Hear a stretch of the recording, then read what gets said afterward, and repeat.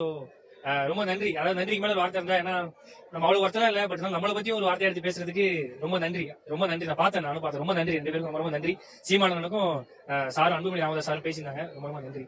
சீமானுக்கு நன்றி தெரிவித்த பாலாங்கிற தலைப்பில் தான் நம்ம இன்றைக்கி இந்த காணொலியை காண இருக்கோங்க. என்ன நிகழ்வு நடந்திருக்கு அப்படின்னா, வரலாற்றில் சொல்ல முடியாத அளவுக்கு அதிக கனமழை வந்து தென் மாவட்டங்களில் பெய்திருக்கு.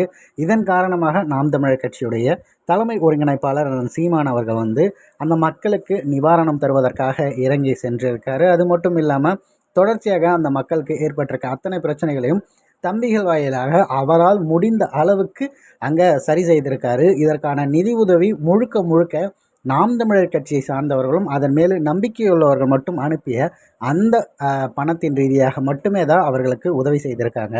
ஆனால் சீமான் அவர்கள் பல இடங்களில் பேசிகிட்டு இருக்கும்போது யார் யாரெல்லாம் வந்து கொஞ்சம் எடுத்துக்காட்டாக அவர்களுக்கு தெரிகிறாரோ நிச்சயமாக அவர்களுக்காக வந்து பார்த்திங்கன்னா அவர் பேசுவார். அந்த வகையில் இந்த பாலாங்கிற நபர் வந்து விஜய் டிவியில் வேலை செய்து கொண்டிருக்கவர் தொடர்ச்சியாக மக்களுக்கு ஏதாவது ஒரு பிரச்சனை அப்படின்னா அவரால் முடிந்தது ஏதாவது செய்யணும் அப்படின்னு நினைக்கக்கூட ஒரு நல்ல மனதுடைய ஒரு தம்பியாகத்தான் பார்க்கப்படுகிறார். ஆனால் சீமான் அவர்களை பற்றி அவர் இருக்கும்போதே ஒரு முறை வந்து ஏவிலிருந்து இசட் வரைக்கும் சீமான் அவர்களை புகழ்ந்து பேச முடியும்னு சொல்லி பேசி ஒரு மிகப்பெரிய பாராட்டு பெற்றவராக இருந்தார். ஆனால் சீமான் அவர்களே அசந்து போய் அந்த விஷயத்தை கவனிச்சிருந்தார்.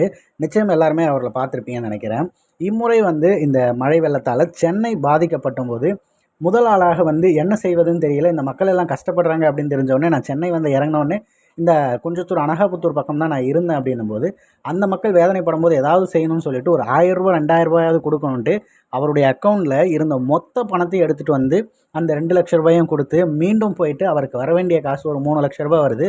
அத்தனை பணத்தையும் அள்ளி கொண்டு வந்து அந்த மக்களுக்காக ஏதாவது நீங்கள் செய்து கொஞ்சம் நல்லா வாங்க அப்படின்னு சொல்லி அவர்களுக்கு ஆறுதல் தெரிவிச்சுட்டு வந்ததெல்லாம் நம்பவே முடியல. இருக்கிற அத்தனை பகுதியிலும் சென்னையில் அத்தனை பகுதியிலும் அவரால் முடிந்த அளவுக்கு எல்லா இடத்திற்கும் சென்று அவர்கிட்ட இருக்க அந்த பணத்தை வந்து செலவு செய்திருக்காரு.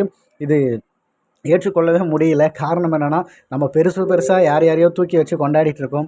அந்த நடிகர்கள்லாம் ஒன்றுமே செய்யலை. வெறும் ஒரு சின்ன திரையில் சின்ன ஆளாக வளர்ந்துக்கிட்டு இருக்க இந்த தம்பி மக்கள் மேலே இந்த அளவுக்கு அன்பு காட்டுறாங்கன்னு சீமான் அவர்கள் அவருக்கு வந்து பாராட்டு தெரிவிச்சிருந்தாங்க. அதற்கு வந்து நன்றி தெரிவிக்கும் விதமாகத்தான் அவர் பேசியிருந்த அந்த காணொலியை நீங்கள் தொடக்கத்தில் பார்த்துருந்தீங்க.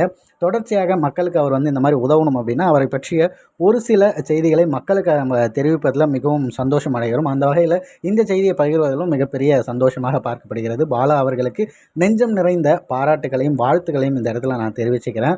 விருப்பப்படுபவர்கள் அத்தனை பேரும் வந்து பின்னோட்டத்தில் அவருக்கான வாழ்த்துக்களையும் நன்றியும் பகிரலாம் அப்படிங்கிறதையும் இந்த காணொலி வாயிலாக தெரிவிச்சுக்கிறேன்.